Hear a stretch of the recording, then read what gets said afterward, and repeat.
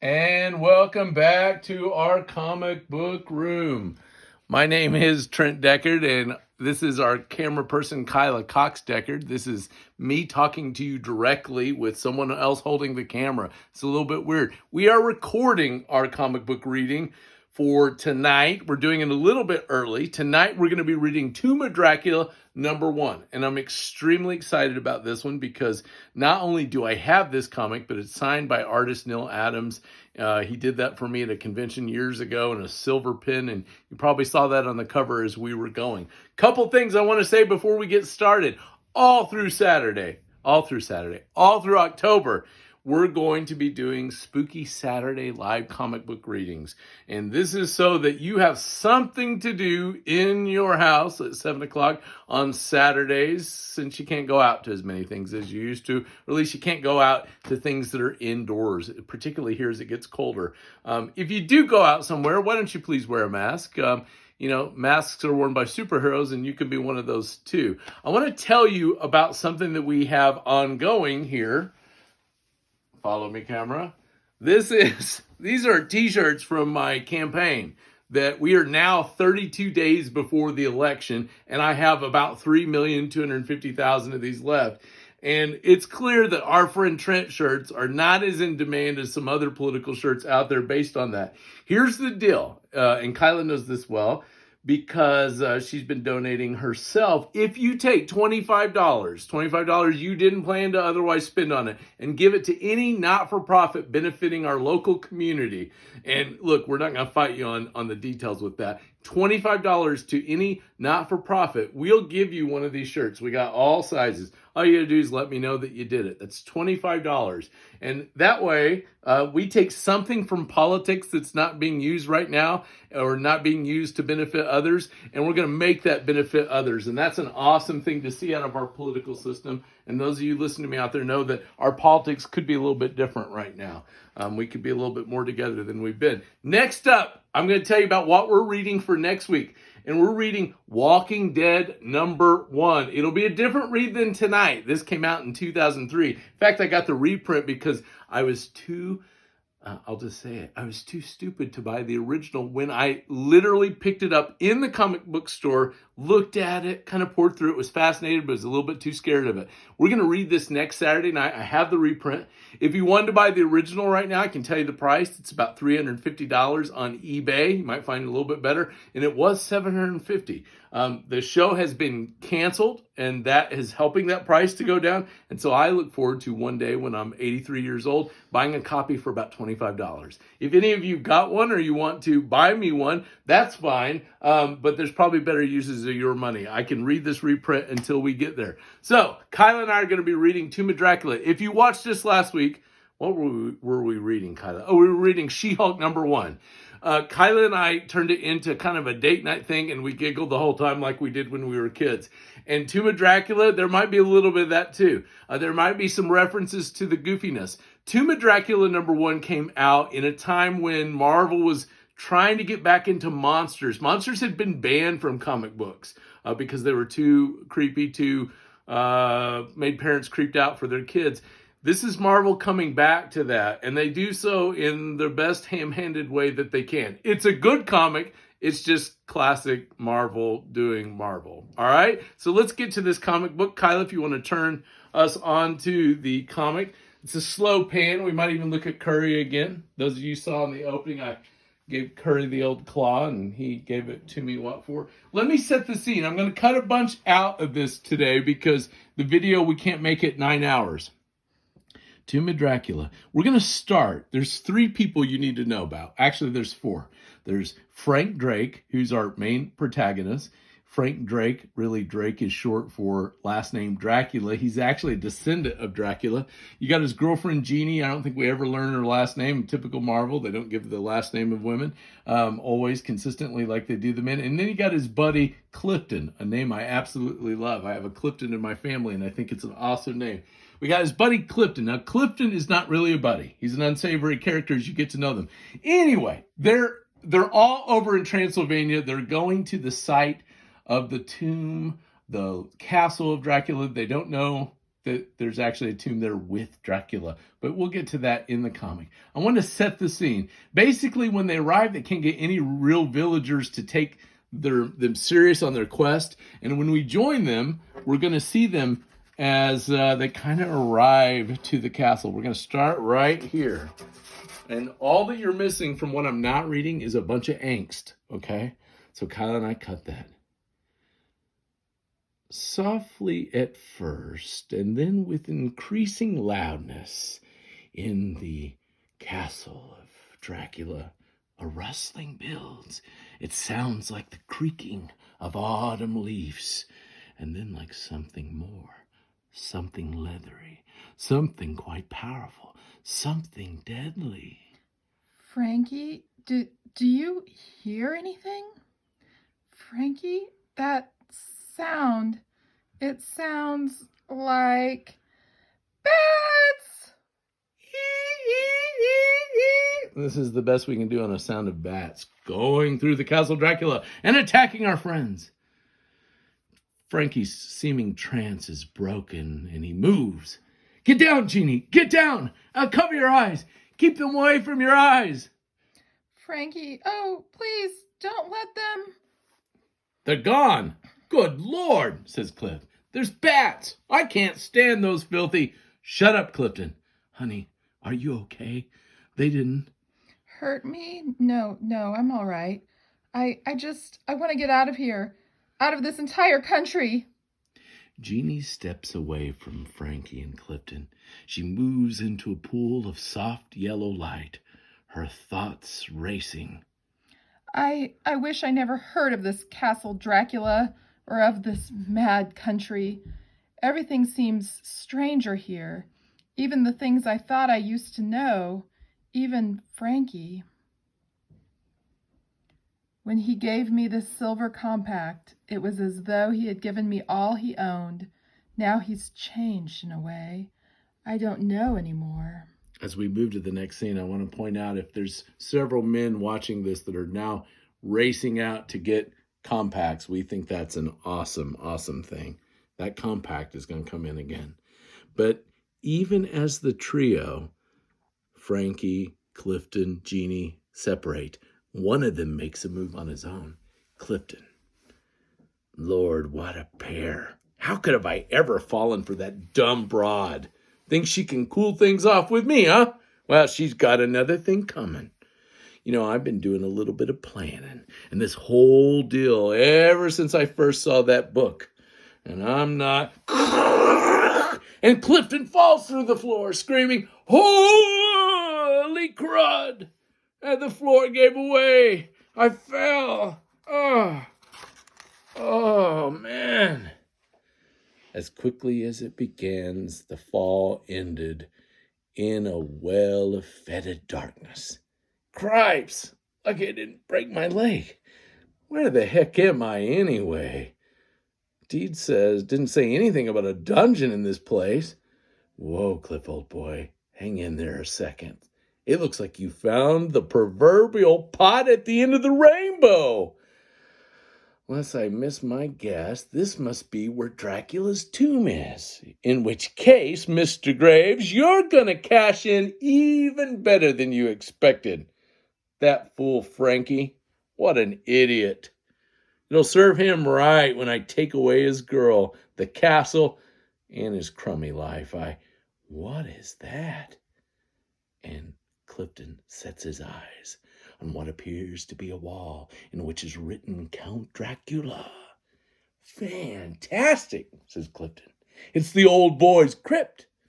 And then suddenly, the dream he had begins to crumble as Clifton's hand brushes a bronze bat emblem and the stone wall moves. Woo! Oh, some sort of hinges move this thing. It's like a bargain basement horror movie. Now, let's just see what old Cliffy has found inside. His footsteps are soft and hesitant, and he gropes before himself in the pitch blackness, and his outstretched hand touches a cobwebbed candelabra. He strikes another match, and a room is lit. Careful, Cliffy. This babe looks like the real McCoy. and he begins to open what appears to be a coffin. And if it truly is the real McCoy, your days of social bumming with these creeps are over. You're going to write your own check, man, because there's only one cat who can be inside this. That's right, Dracula. And we see inside the coffin for the first time, and there lies a skeleton that's enclosed, and a stake is through the area where his heart had been.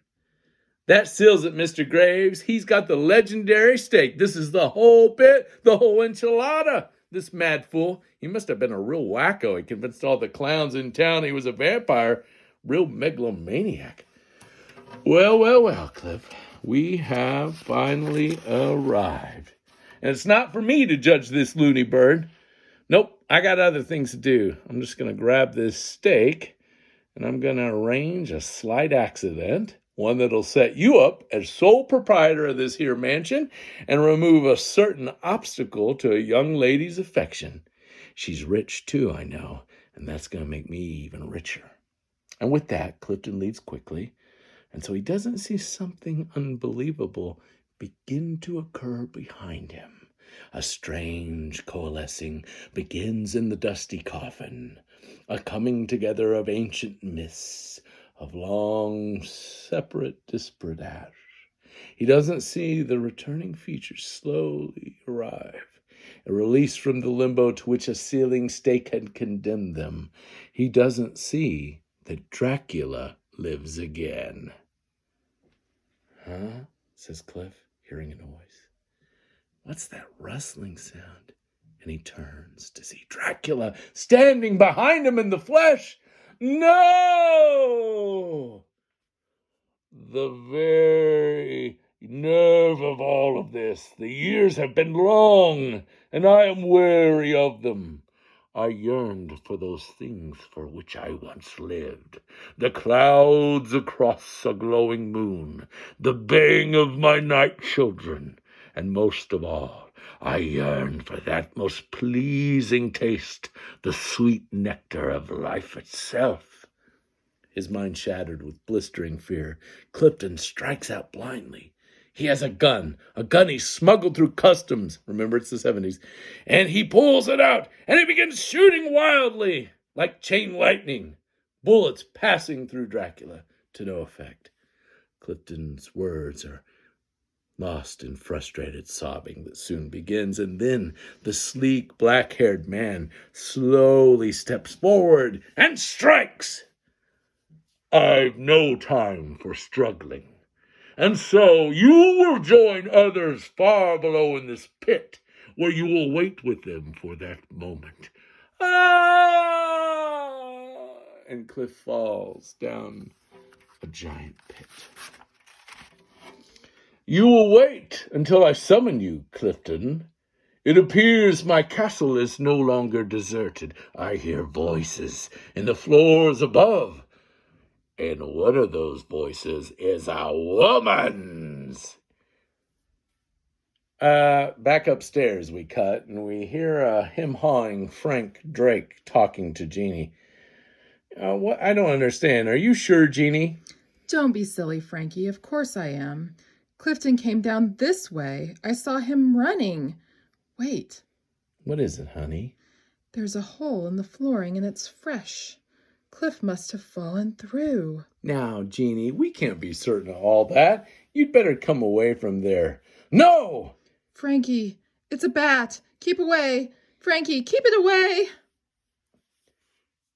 He may find that difficult, my dear woman, for this is not just any bat. And with that, Dracula begins to take from a bat form into the human flesh one. No, not an ordinary night-flying demon. Something very special indeed. Something that is someone. Frankie? Someone who is Dracula!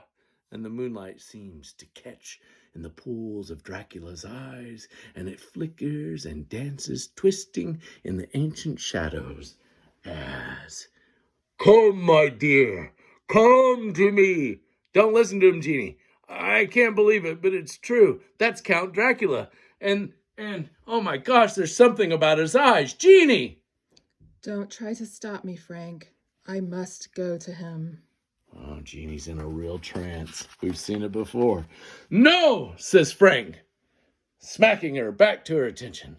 He's managed to hypnotize you in some way with those damnable eyes of his. It's just like they claimed in the legend. All those insane stories weren't lies. There are vampires. And Lord help us, one of them's alive. But maybe we've got a chance. Those tales they used to tell about silver.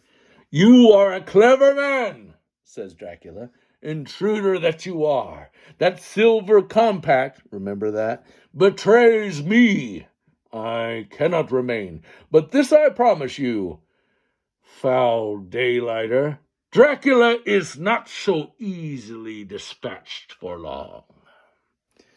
That compact is going to be the best thing he ever could have bought his girlfriend. As we come back to just Frank and Jeannie, gone. The silver in the compact must have scared away Dracula. And no, there's no time to think about that. Clifton must be dead and Jeannie's close to dying. Even as Drake carries his fiance's limp form up ill-lit stairs, his thoughts go outward to a dark, fluttering figure that even now must search for sustenance. And searching, that dark figure, that bat, finds a village. Things have certainly changed in the 100 years he slept. There are now townsfolk in them, and new women like this barmaid. And yet all is somehow the same in what he does next. Who? Somehow, terribly the same. The barmaid falls quickly, her knees giving way as she faints, her last conscious sight, the form of a creature called Dracula. And soon in the town, torchlight fills the town square, and a harsh voice bellows angrily, "Dead! Dead! Dead! It begins again!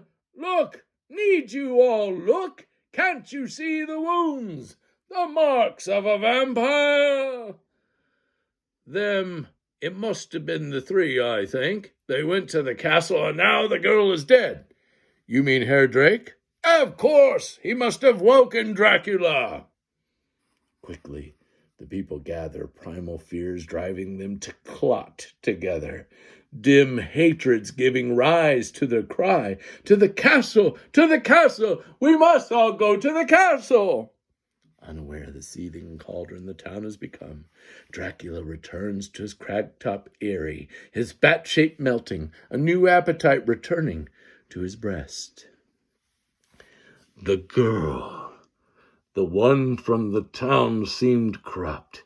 She was bitter with petty evil. She was a barmaid. But this one, her skin is fresh, her soul untouched by hatred's claws. Her taste will be warm, a fitting repast for he who shall be her king. And we notice around her neck a crucifix that Dracula has not yet noticed.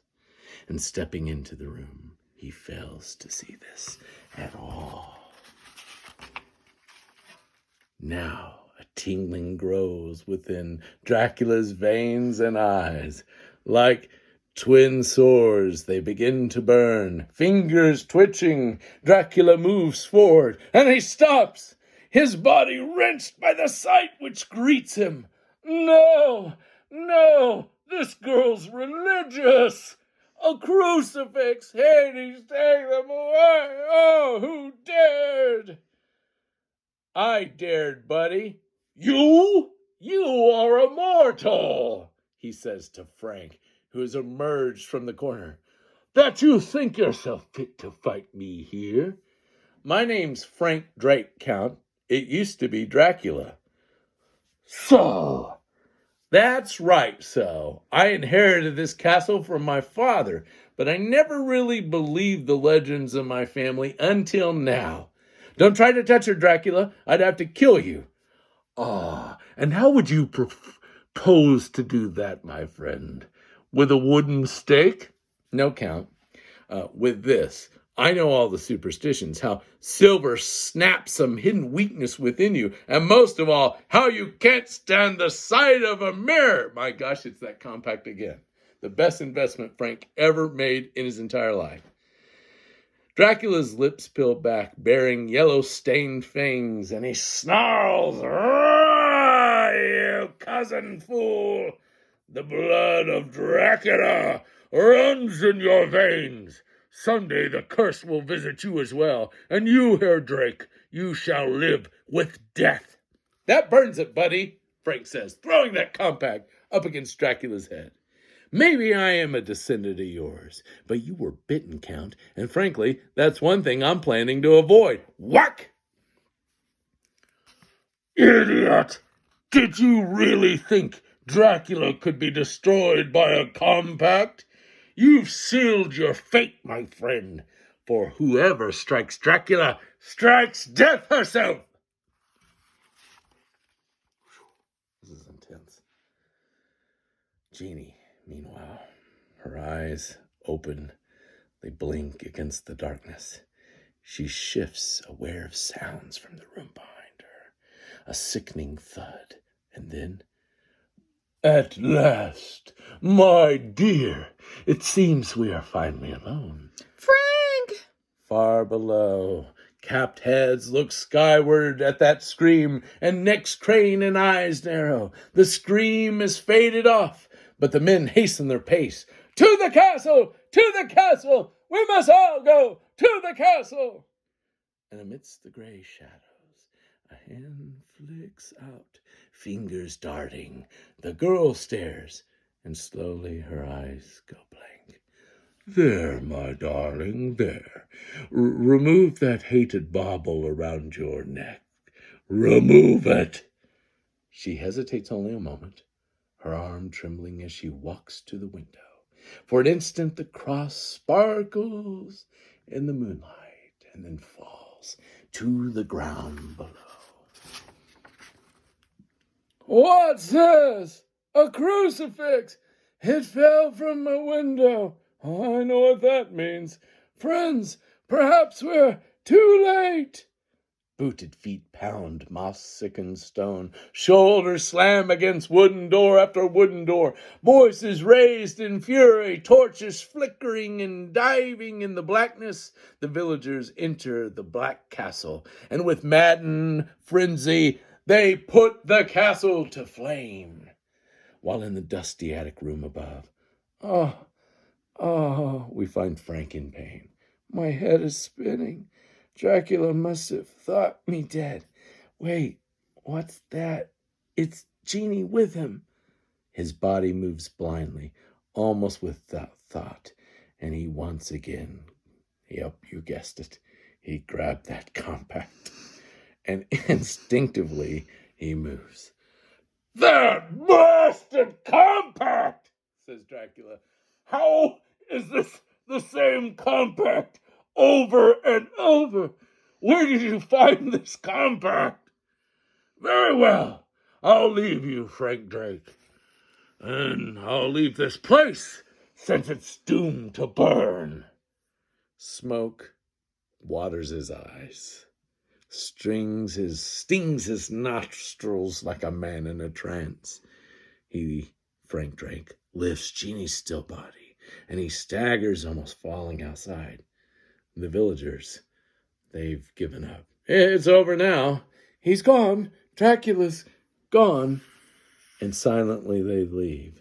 They'll have nothing to do with a man who wakes demons, a man soon come to grief. Frank turns around. "Jeannie? Oh, no. Oh, no, I came too late. Jeannie's dead. She's dead." But then at his feet, something rustles. Cloth against cloth. Drake looks, and a chill cuts through to his bones. Frankie, don't cry. I'm not dead, you see. I'm not. When you're bitten by a vampire, you don't die. You never die. Never. Laughing creepily. Even if it's just Kyla in here laughing, it's creepily. Jeannie moves to her feet, and for the first time, Drake sees the looming bat, and he knows that he's lost Jeannie forever, and he's perhaps forever gained a demon's curse. And that is the end of Tomb of Dracula #1. By the way, you could get that bike. If this all was a little heavy, you could have that bike, which would be guaranteed to injure you within about 3 seconds after riding it for several different reasons that you can identify there, assuming the brakes worked. All right. We had a good time, right? That was awesome to read. Tomb of Dracula #1. I want to thank everybody's patience for getting through that dialogue. We cut about 9 hours out just for your benefit. I want to thank Kyla for always reading this with me and being a good sport. Not every wife would do that, and I appreciate it. And supporting this comic book habit. Obviously, it's paying off well for her. This is Walking Dead 1. We're going to read it next week. I do want to make a disclaimer. I do read these on YouTube, and hopefully this is out there encouraging somebody out there to pick up comic books and to buy comic books and support comic book artists, etc. I realize that I've not gotten permission from Image or Marvel or DC to do any of this, but with the industry being the way that it is, I hope they don't mind that I'm spreading the good word about comics. Until next time, friends, stay safe, take care of yourselves, and thank you for coming live to the safety of my comic book room.